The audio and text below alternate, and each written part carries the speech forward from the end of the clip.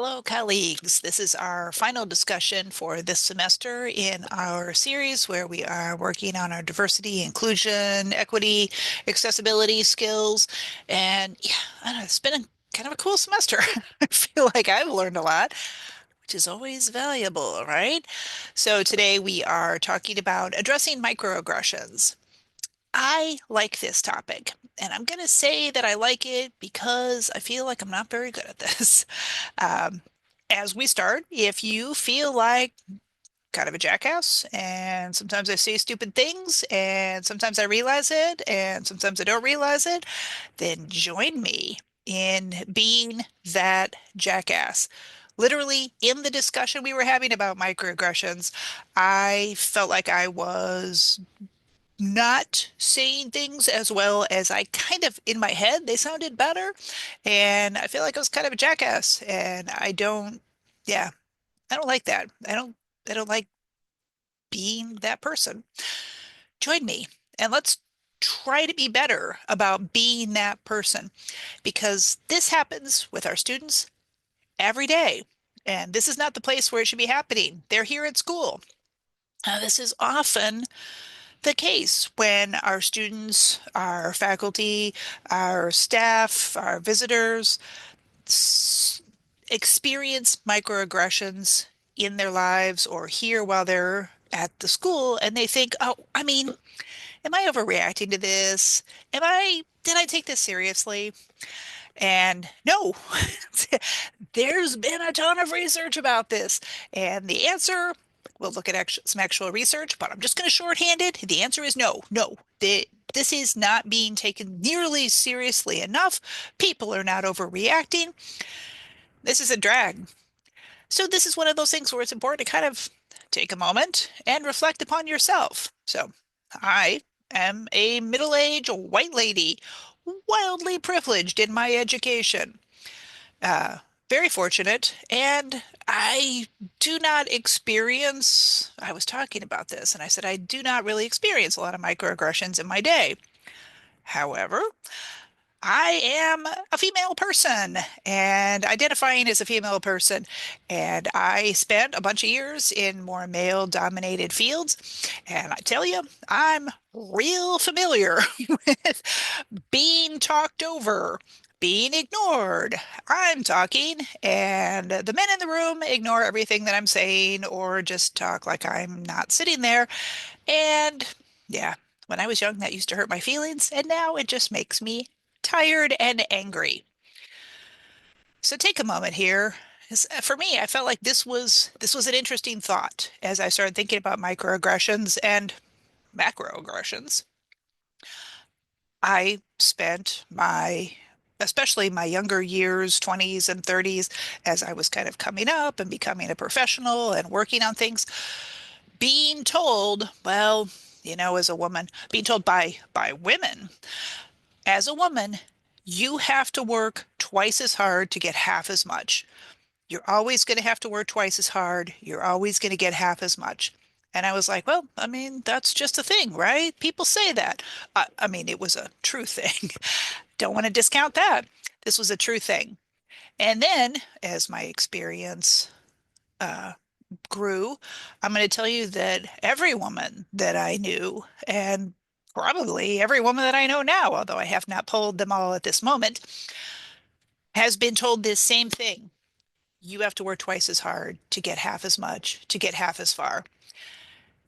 Also, every person who does not identify as white or as 100% white uh, has also been told you have to work twice as hard to get half as much.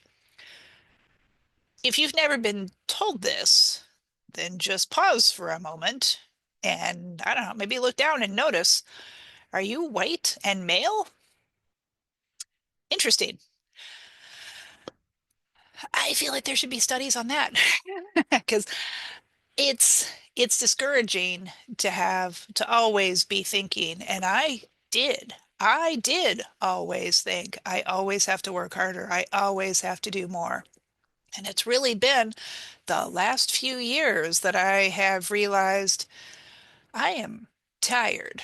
I am exhausted. And The idea of, being paid for working 40 hours at a job and always doing 60, 70 hours a week at it just because I wanted to be sure that I was doing enough. It's exhausting. I mean, was I dumb to really internalize that? I don't know. I mean, was I? How can we tell?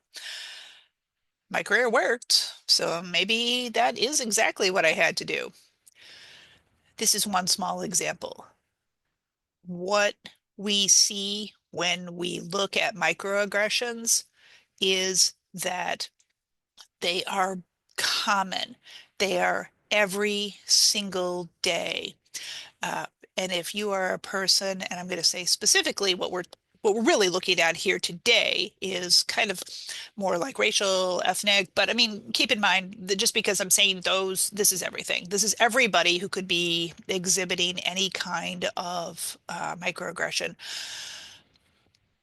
but specifically folks who are not identifying as white are, this is every single day, all day. And to have to constantly take a moment and think, did did somebody just say that to me?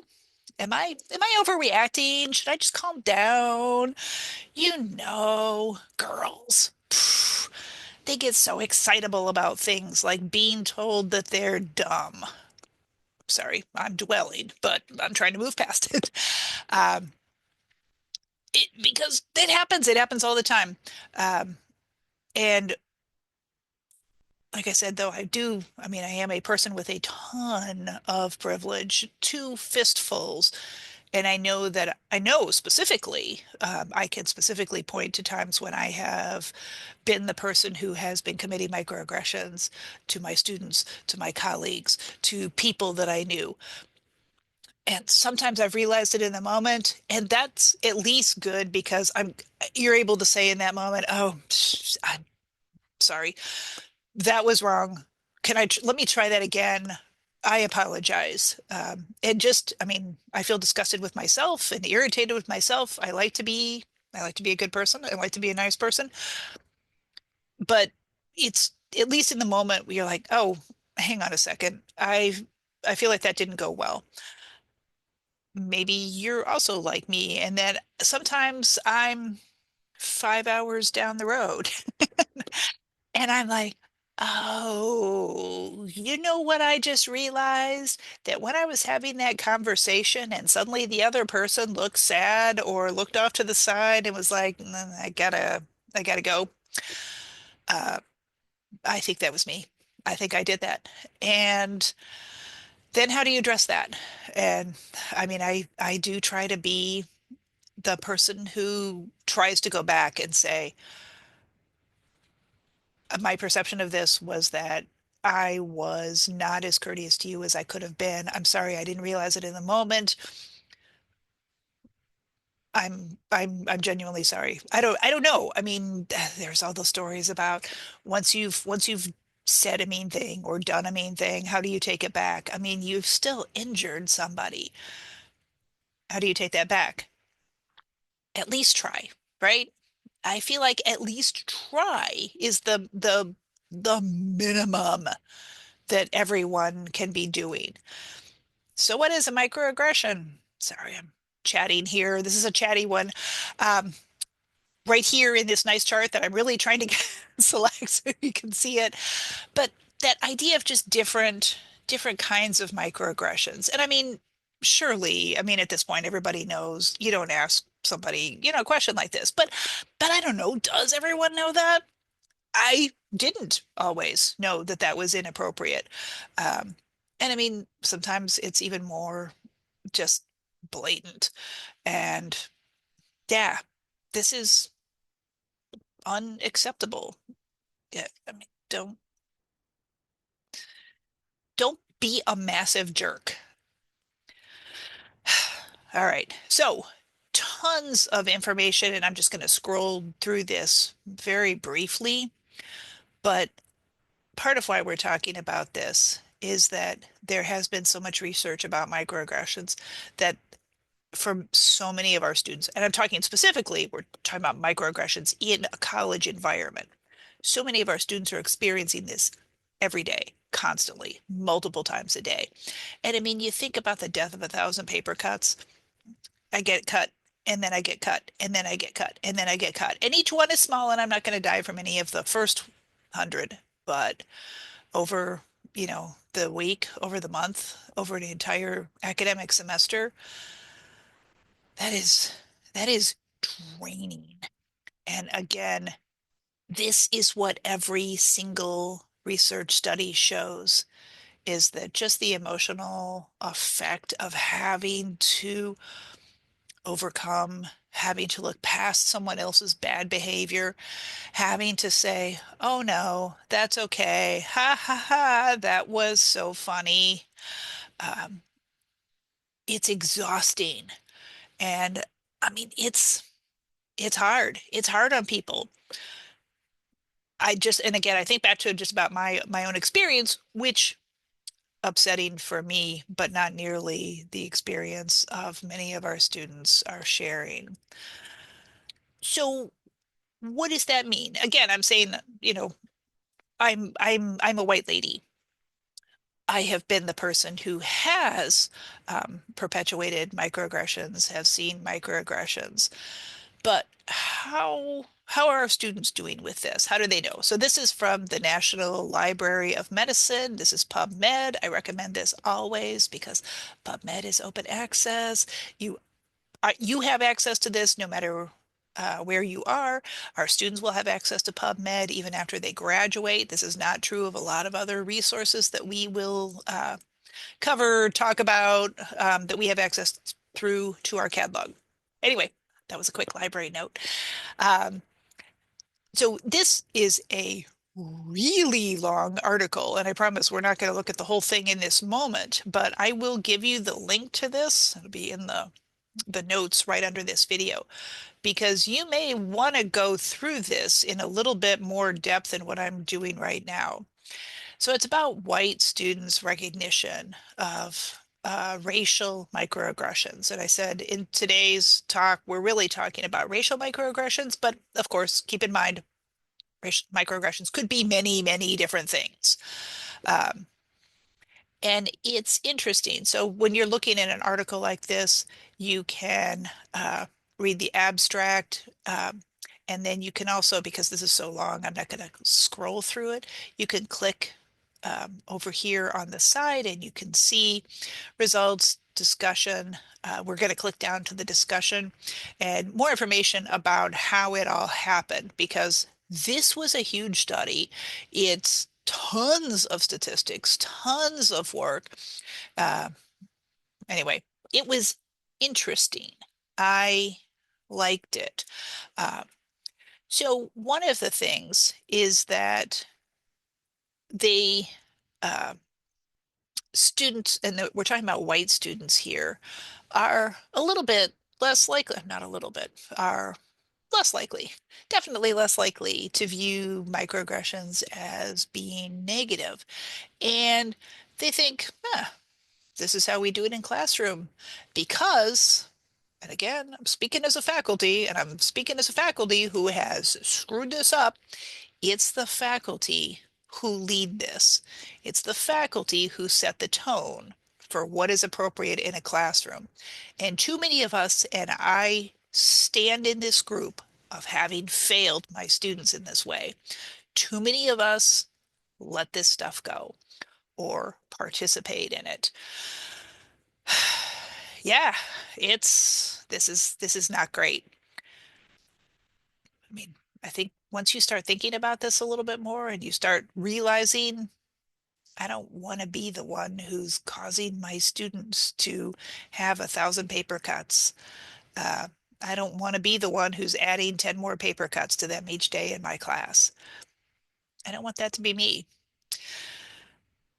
But not just us. How do we also help our students to be a little bit better? One of the things that we see, so this study looked at predominantly, they calling it PWI, a predominantly white institution. Um, and again, this is a study with a lot of detail, but I've seen this replicated a bunch of times, lots of other places. It's interesting. that what many of the students see is that when the idea of microaggressions are brought up, what the white students say is, I don't see the problem. I don't see that this was an issue. I don't see why people are upset. And I'm paraphrasing that, obviously. Uh, Lots of detail, lots of stats. Um, and I mean, just that is a problem. I mean, we have to be able to see how other people in the world around us exist and how they are affected by not only our actions, but the actions with that happen in our classroom, in our school, and all the way around us. So some students are noticing some, not as many. The white students are not noticing as many as maybe they should. Not maybe, not as many as they should. And again, becoming uh, really defensive about it, which again I think is, I mean, is a natural reaction for an untrained person. I've tried to get to, I'm sure you've tried to get to, I mean, we all want to try and get to the point where when someone says, "Oh, hey, uh, that was not appropriate," or "What you just said, do you see how you could have said that? Do you see how that could be hurtful?" It's good to be able to have a response that's not, "Well, that's not what I meant." Okay, no one cares what you meant. When I've said something that is hurtful, I need, and someone points it out to me, I need to be able to remember to be grateful that they did that because uh, my job, my point in life is never to run around and be obnoxious, to be rude, to be mean, and however you want to describe it. That's not my job to do that. And I mean, I don't want to be that person, right?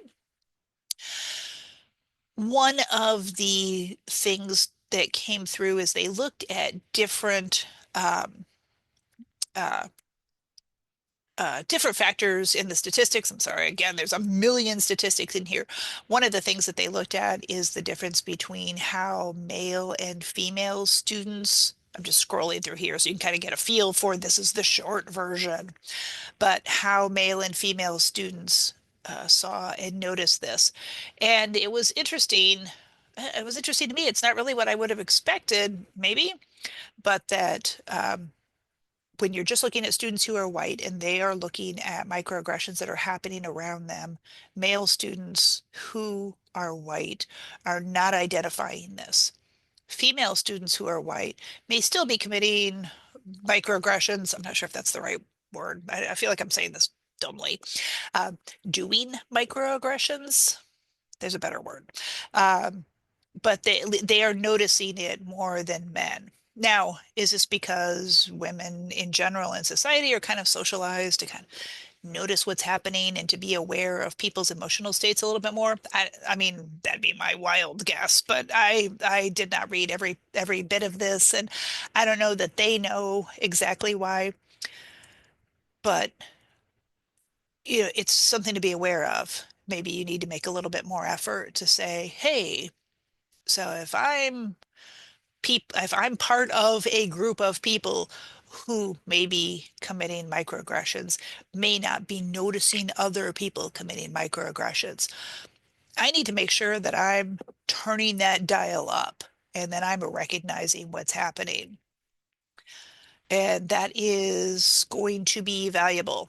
All right, let's see. Conclusion. The conclusion is just one nice little paragraph here for us. And again, you know, the idea that people are having a bunch of different justifications. I think this is training. For me, it was training because, yeah, when people first started pointing this out to me, that I mean, I'm not a horrible person, and that's what I would say. But people were pointing out, oh, what you just said there, you know, you see how that upset her? And I would be like, well, I mean, I didn't mean to. I mean, I meant it in a nice way. I was just asking this question. Don't be defensive when people point out mistakes that you're making in general. This is a good skill. I work at it. Maybe you work at it. If you do, know that I'm with you. But it is training. And so we all need to be working at this a little bit more. And I mean, every single person needs to be working at this a little bit more, being grateful for the opportunity to do better in the moment and the opportunity to not, I'm minimizing it, to not be a jackass as you move through life. That's not what you want people to say about you. Uh, yeah, uh, I have funerals on the brain here recently, and it's interesting as people are talking about what you kind of want your legacy to be, and what you want people to say about you after you're gone. And I mean, I think about this, probably we all think about this. Do you want somebody to be like, oh, well, she was kind of mean. I mean, she probably tried to be nice, but she said a lot of obnoxious things. Do you want people to think nicely about you? I don't know. That's not part of any kind of microaggression training that I have been to, but I don't know. I feel like it's another dimension of how to think about it. And just in my heart, I'm a good person is that's not enough. What what people think, what people say about themselves is not enough. It's what you do when you're out in public and you're out with other people. And I think my impression from being a person in the world, my impression from being a researcher who spends a lot of time reading research on this topic is that all of us, every one of us, needs to be better at seeing microaggressions, calling out microaggressions, being the person who says, "Oh, hey, Jill, hey, Bob, that wasn't great. Do you want to try that again? Do you want to come at that from a different direction?"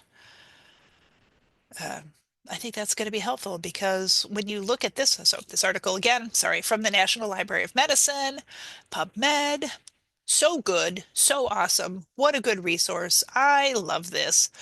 Um, this is a peer-reviewed journal, so we're kind of at the gold standard of publication here.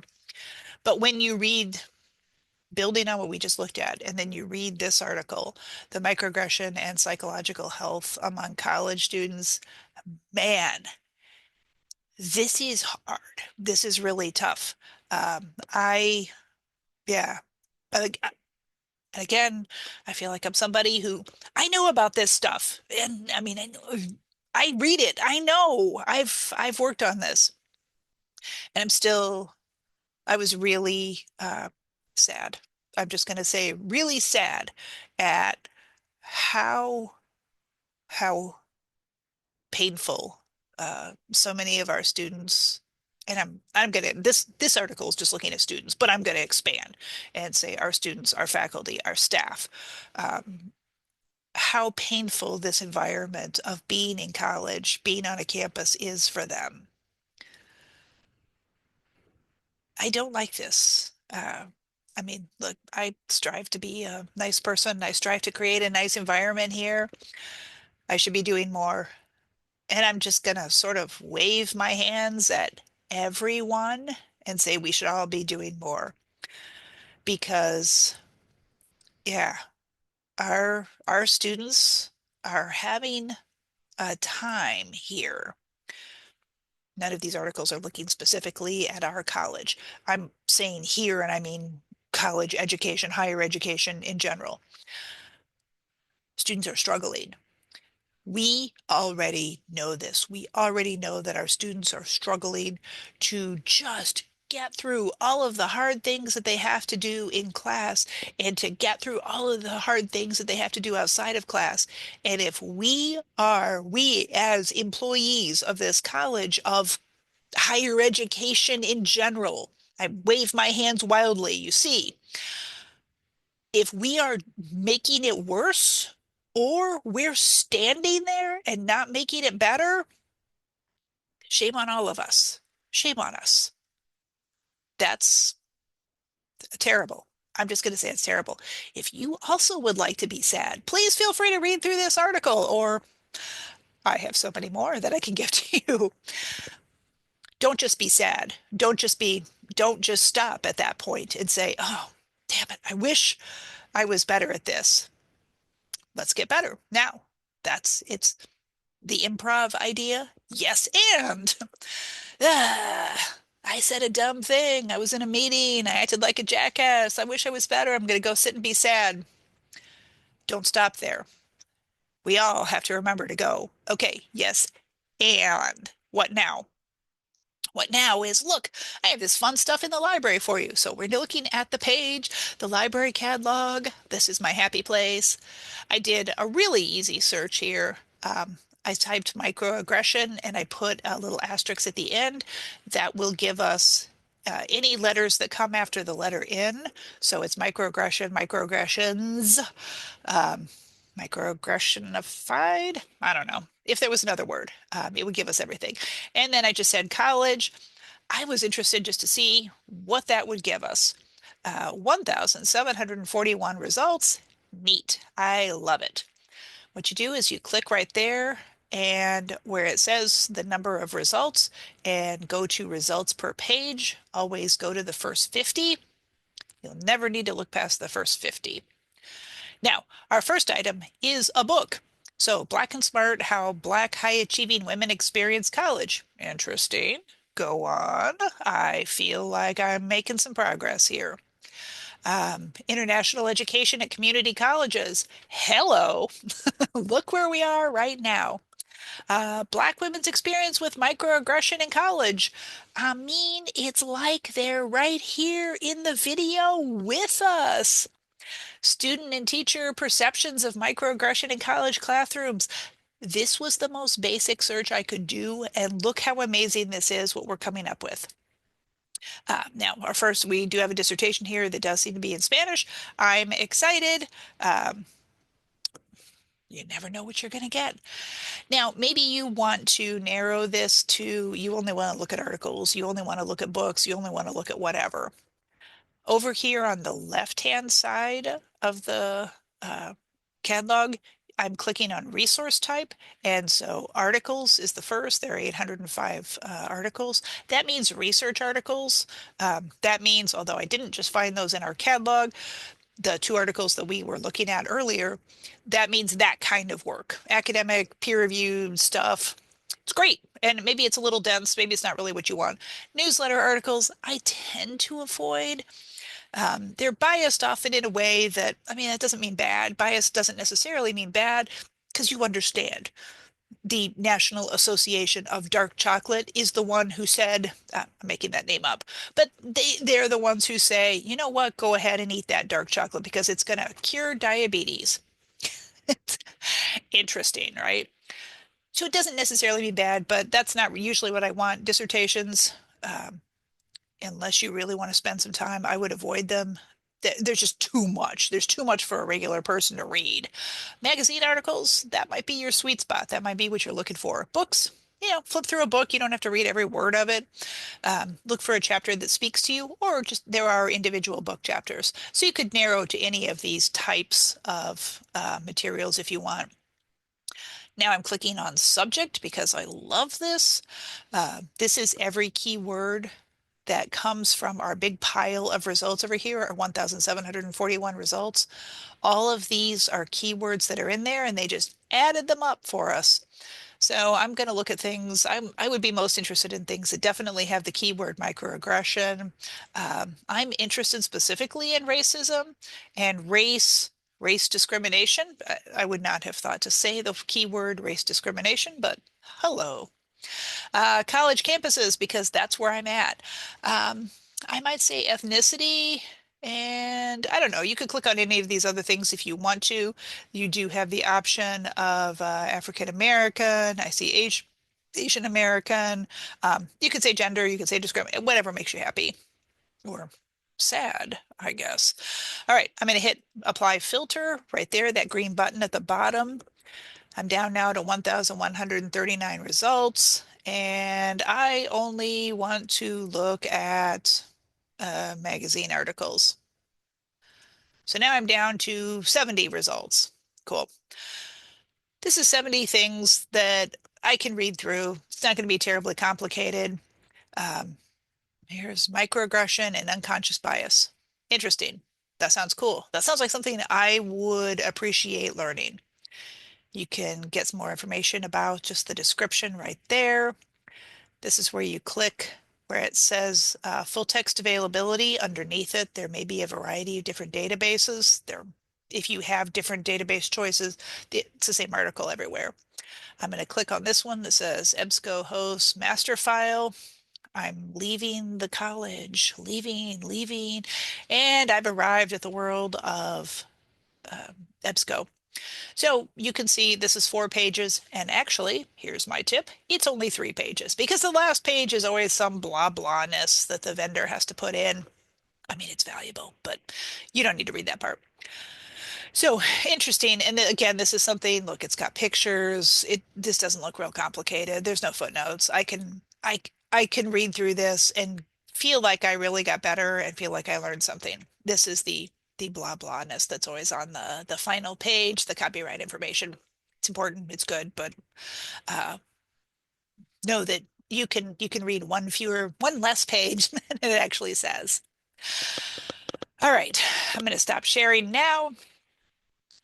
Yeah, I don't know. This topic speaks to me because I've really tried to work on a lot of issues over the years that for myself, for my professional life, in trying to make what I do more diverse, in trying to make what I offer to people more accessible for everyone, to make it more equitable.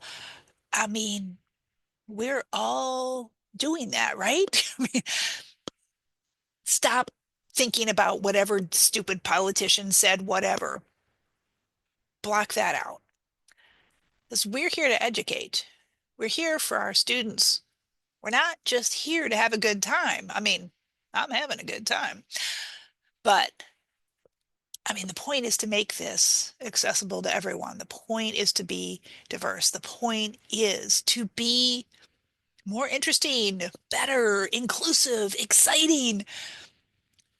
What are you doing if you're not doing those things? I feel like microaggressions are something that people struggle with so much. People struggle with receiving them so much. The effects are so bad and they're so prevalent, and so many of us do this.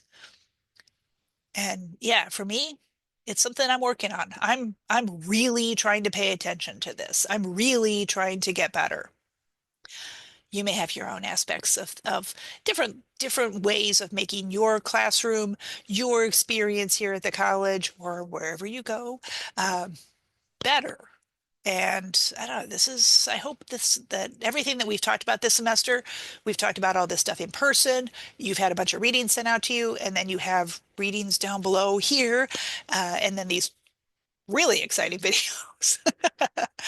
But I hope that it's helping you, and hope that it's helping you to be better at your work and to, if you want to be less of a jackass with me, join me in trying to be less of a jackass. Because honestly, I think every single person could be less of. Let's be fabulous, right? I mean, let's do great. Let's do great things here. That I like to do great things. I want you to do great things, and I want our students to know that this is a place where they also are going to do great things. All right? I will see you next semester. Bye-bye.